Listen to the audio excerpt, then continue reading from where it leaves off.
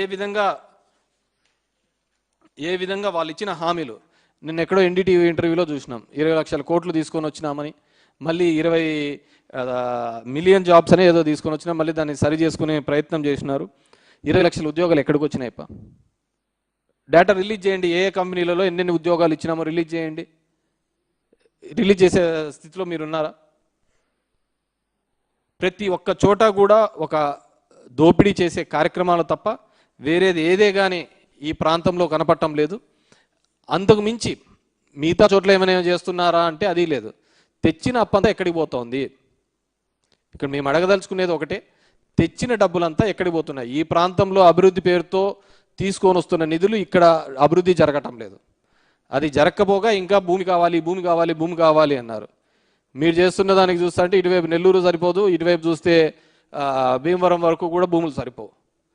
మేము కోరుకునేది ఒకటే మేము ఈ ప్రాంతానికి వ్యతిరేకంగా కానీ ఇంకో విధంగా కాదు ఇక్కడ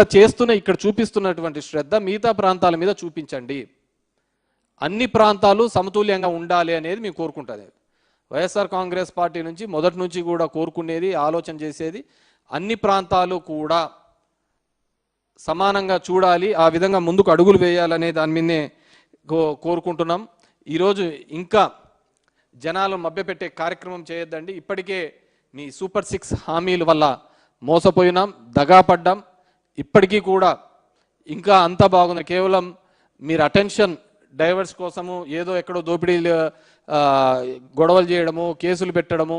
దీనిల మీద చూపిస్తున్న శ్రద్ధ పరిపాలన మీద చూపించడం లేదు పరిపాలన మీద మీకు అస్సలు కంప్లీట్గా అబ్సల్యూట్గా ఫెయిల్ అయినారు మీరు చూడండి ఎక్కడైనా కావచ్చు మీరు జరుగుతున్న ప్రతి క్రమంలోనూ కూడా దౌర్జన్యాలు దోపిడీలు కోడినికి వస్తే కేసు అంటారు గొర్రెనికి వేస్తే కేసు అంటారు మనుషుల్ని చంపితే కూడా వాళ్ళని పెద్దగా శిక్షించలేని పరిస్థితిలో మీరున్నారు కాబట్టి ఈరోజు వైఎస్ఆర్సీపీ తరఫున ఒకటే మేము అడుగుతున్నాం అన్ని ప్రాంతాలు సమగ్ర అభివృద్ధి చేయండి కేవలం పేపర్ల మీద కాదు ఫీల్డ్ లెవెల్లో అభివృద్ధి చేయాలి ఈ రిపబ్లిక్ డే రోజు 77th రిపబ్లిక్ డే రోజు ఇప్పటికైనా మీరందరూ కూడా ఎందుకంటే ఎవరైనా ప్రెస్లో రాస్తా అంటే ప్రెస్లో మాట్లాడుతూ ఉంటే వాళ్ళను జైళ్ళల్లో వేస్తున్నారు ఎక్కడ ఏ దాని మీద ఉందో నాకు అర్థం కావటం లేదు ఇంకా 77 సంవత్సరాల స్వతంత్ర భారతంలో ఇంకా ఈ అరాచక పాలన ఏంటో నాకు అర్థం కావటం లేదు ఇంకా మభ్యపెట్టడం మోసం చేయడం ఒక నెరేటివ్ని బిల్డప్ చేసి దాని మీద ఎస్టాబ్లిష్ చేసుకుంటూ పోతుంది ఈ ప్రభుత్వం డెఫినెట్గా ఇప్పటికైనా మానుకొని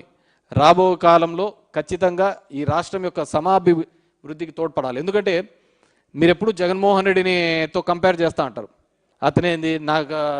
ఇదని మన లోకేష్ పోయినప్పుడు కూడా అంటాడు ఏడుపు కొట్టు బ్యాచ్లు ఎవడు ఏడుపు కొట్టు బ్యాచ్లు మీరు కాదా ఏడుపు కొట్టు బ్యాచ్లు పొద్దున్న లేచిన నుంచి జగన్మోహన్ రెడ్డి మీద ఏడ్చేది మీరా మేమా ఏడుపు కొట్టు బ్యాచ్లు మీరు ఇప్పటికి 2 సంవత్సరాలు అయితే అంటది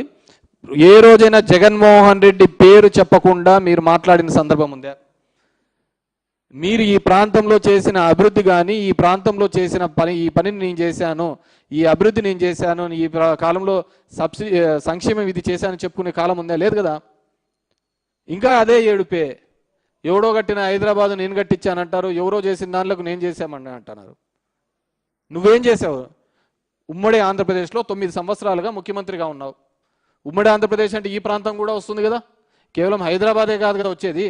ఈ ప్రాంతం కూడా వస్తుంది మరి ఈ ప్రాంతంలో ఉమ్మడి 9 సంవత్సరాలు నువ్వేం చేసావు విజయవాడకి ఏం చేసావు గుంటూరుకి ఏం చేసావు అమరావతికి ఏం చేసావు శ్రీకాకుళం చేసావు గోదావరి జిల్లాలకు ఏం చేసావు రాయలసీమకి ఏం చేసావు మీరు ఏ పని చేయకుండా మా జగన్ మీద మా నాయకత్వం మీద ఏడుపు కొట్టు మా ఎందుకు పొద్దున్న లేచిన నుంచి ఇదే ఏడిపే కదా మీరు చేస్తాండేది మేమెందుకు ఏడ్చినాం మేము చేసిన పనిని కూడా మీరు తీసుకోబోతున్నారు క్రెడిట్ మీరు మీ దాంట్లో అకౌంట్లో వేసుకుంటున్నారు